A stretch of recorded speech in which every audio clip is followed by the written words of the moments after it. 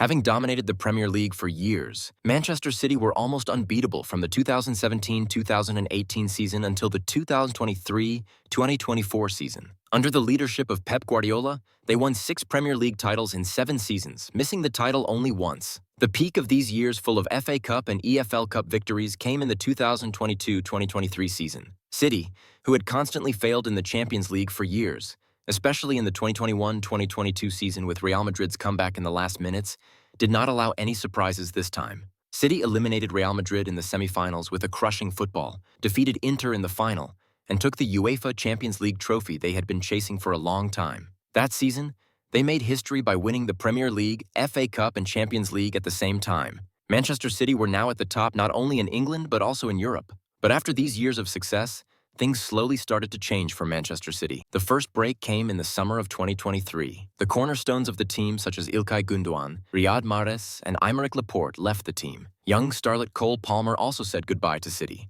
After these losses, City fans expected big signings. However, the incoming players were not at the expected level. Jeremy Doku, Matheus Nunes, who were young and promising, but they were not experienced players who could contribute immediately. Nevertheless, Manchester City retained the Premier League title in the 2023-2024 season. They managed to stay on top in England, but failed to reach the target in the Champions League. This was the first sign that the team was starting a slight decline from the top. The big blow came in the summer of 2024.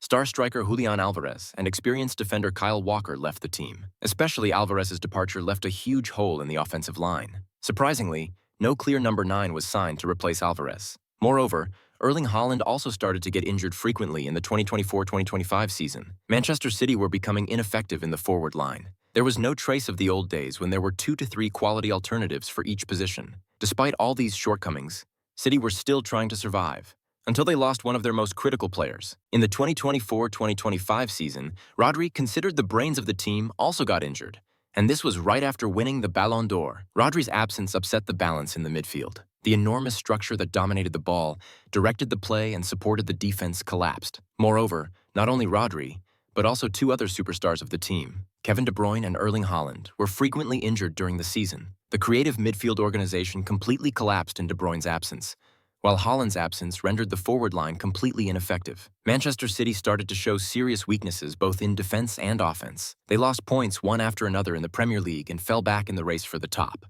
Manchester City looked far away from the scary team of a few years ago. There was a City whose squad had shrunk, whose playing strength had weakened, and who had lost their self-confidence. Is Manchester City's years of glory slowly coming to an end? Or will Guardiola be able to revolutionize again and take City back to the top? Time will tell.